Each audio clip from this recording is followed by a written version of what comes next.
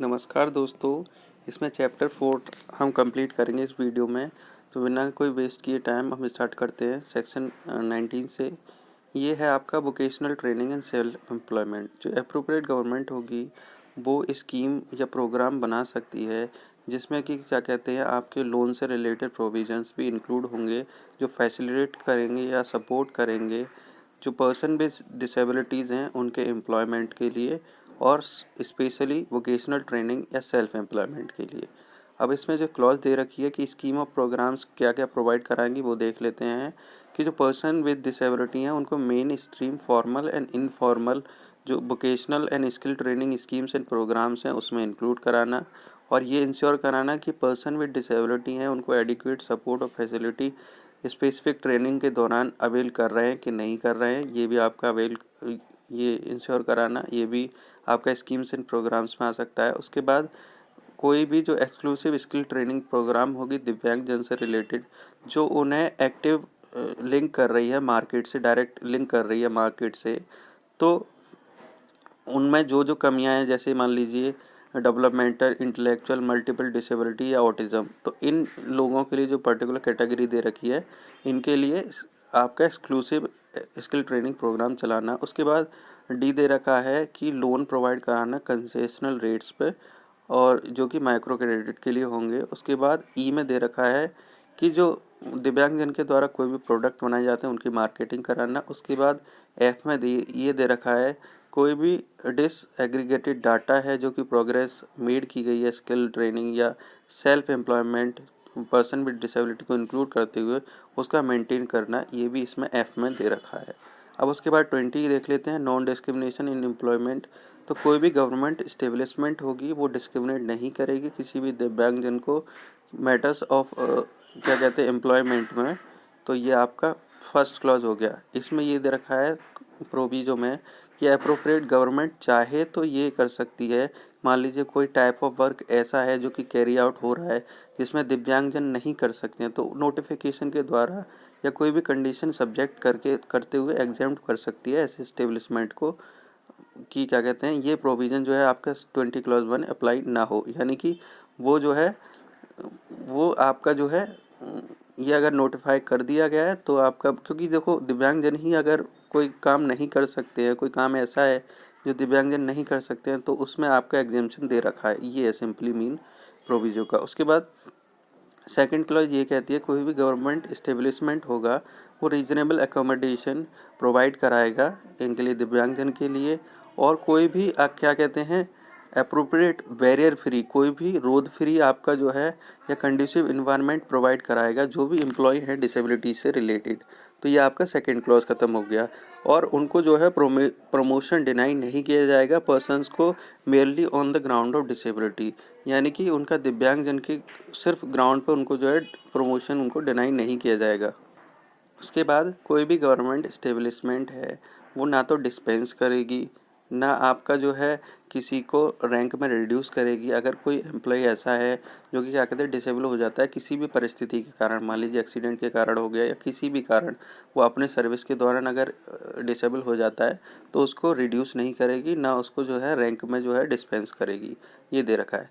Proviso ऐसा है, मान लीजिए कोई जो बंदा है जो पोस्ट वो होल्ड कर रहा था, मान लीजिए वो उस पोस्ट के लिए वो मान लीजिए योग्य नहीं है, वो ऐसा काम कर रहा था जो मान लीजिए नहीं कर सकता अब, तो उसके लिए उसी रैंक का कोई दूसरी पोस्ट दे दी जाएगी। ठीक है, मतलब उसी रैंक की, उसी पे स्केल की और उसी सर्विस बेनिफिट्स की उसको दूसरी पोस्ट दे दी जाएगी। उसमें प्रोविजन में दूसरा भी है, फर्दर दैट अगर पॉसिबल नहीं है कि एम्प्लॉय को किसी पोस्ट पर आपका जो है एडजस्ट किया जाए, तो वो जो है आपका उसे कोई भी क्या कहते हैं सुपरनरी पोस्ट पे डाल सकते हैं अगर कोई सूटेबल पोस्ट अवेलेबल है तो। ठीक है, अगर नहीं है तो जब तक वो सुपरनुएशन एक्ट आपका अटेन नहीं कर सकता है जो भी आपका अर्लियर है, तो इसमें ये दे रखा है प्रोविजन में। सेकंड आपका लास्ट जो क्लॉज है इसकी 20 क्लॉज 5 की ये है कि अप्रोप्रिएट गवर्नमेंट चाहे तो पॉलिसी पोस्टिंग और ट्रांसफ़र ऑफ एम्प्लॉयज़ के लिए आपका जो है फ्रेम कर सकती है। तो यानी कि कोई भी पॉलिसी उनके पोस्टिंग या ट्रांसफ़र से रिलेटेड आपका जो है बना सकती है। उसके बाद 21 है आपका इक्वल अपॉर्चुनिटी पॉलिसी। तो जो हर एक इस्टेब्लिशमेंट होगी वो नोटिफाई करेगी equal opportunity policy detailing measures, जिसमें क्या क्या होगा, measures propose to be taken by it in pursuance of the provision of this chapter, कि क्या कहते हैं कैसे कैसे मेजर्स इस चैप्टर के अकॉर्डिंग जो है परसुएंस में लाए जाएंगे। ठीक है, जैसा भी सेंट्रल गवर्नमेंट ने स्पेसिफाई किया है। उसके बाद जो आपका हर एक इस्टेब्लिशमेंट होगी वो रजिस्टर करेगी कॉपी ऑफ सेड पॉलिसी, इस पॉलिसी की जो ऊपर जो दे रखी है इसकी जो है एक कॉपी को रजिस्टर कराएगी। ठीक है, विद द चीफ कमिश्नर और द स्टेट कमिश्नर, या तो चीफ कमिश्नर के द्वारा या स्टेट कमिश्नर के द्वारा, जैसा कि भी केस हो। आपका 21 खत्म हो गया, उसके बाद 22वां देख लेते हैं, maintenance of record. Maintenance of record में आपका हर एक इस्टेब्लिशमेंट मेंटेन करेगी रिकॉर्ड पर्सन विद डिसेबिलिटीज़ का, जो भी उनके एम्प्लॉयमेंट से रिलेटेड मैटर्स होंगे, या भी जो भी उनको फैसिलिटीज़ प्रोवाइड की जाएंगी, या कोई भी ऐसी नेसेसरी इन्फॉर्मेशन जो कि क्या कहते हैं इस चैप्टर के प्रोविज़न के कॉम्प्लायंस में है। ठीक है, और वो किसी भी फॉर्म में हो सकते हैं, किसी भी तरीके से हो सकती है, जैसा सेंट्रल गवर्नमेंट प्रेस्क्राइब करे। और इसमें सेकंड क्लॉज दे रखा है कि जो हर एक एम्प्लॉयमेंट एक्सचेंज होगा वो क्या करेगा, shall maintain a record of person with disability seeking employment. तो वो जो है हर एक रिकॉर्ड को जो दिव्यांग जन से रिलेटेड है एम्प्लॉयमेंट के सीख करने के लिए, तो उसको वो जो है मेंटेन करेगा। इसके बाद जो है जो रिकॉर्ड सब सेक्शन 1 में आपका जो मेंटेन किए जा रहे हैं वो आपका ओपन टू इंस्पेक्शंस होंगे। ठीक है, और एट ऑल रीजनेबल आवर्स। ठीक है, by such person as may be authorise in this behalf by the appropriate government, उन लोगों के द्वारा जो कि ऑथराइज किए गए हैं आपके अप्रोप्रिएट गवर्नमेंट के द्वारा। उसके बाद 23वां देख लेते हैं, appointment of grievance redressal officer. तो ये देख लेते हैं, यानी कि शिकायत जो आपके रिड्रेस करते हैं ऑफिसर, उनका जो है अपॉइंटमेंट दे रखा है इसमें।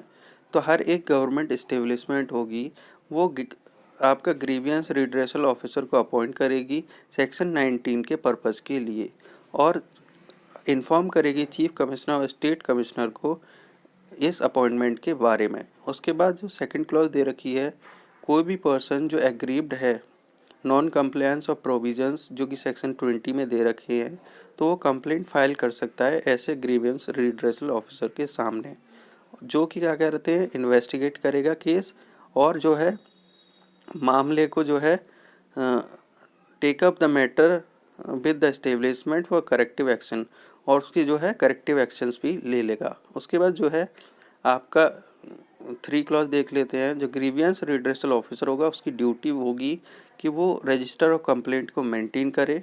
ठीक है, जैसा कि मैनर आपका प्रोवाइडेड है सेंट्रल गवर्नमेंट के द्वारा, और जो है हर एक कंप्लेंट जो है 2 वीक्स ऑफ इट्स रजिस्ट्रेशंस में आपकी इंक्वायर की जानी चाहिए। ठीक है, तो ये आपका ये ऑब्जेक्टिव जो के लिए भी इम्पोर्टेंट हो जाता है, एमसीक्यू के लिए आपका 23 क्लॉज 3। और उसके बाद 23 क्लॉज 4 देख लेते हैं, अगर कोई पर्सन, ठीक है, अगर वो संतुष्ट नहीं है जो एक्शन ली गई है हिज और हर कंप्लेंट पर, तो वो क्या कर सकता है, अप्रोच कर सकता है डिस्ट्रिक्ट लेवल कमेटी जो कि डिसेबिलिटी पे से रिलेटेड है। तो ये आपका चैप्टर 4 कंप्लीट होता है। अगले चैप्टर में हम चैप्टर 5 पढ़ेंगे। धन्यवाद।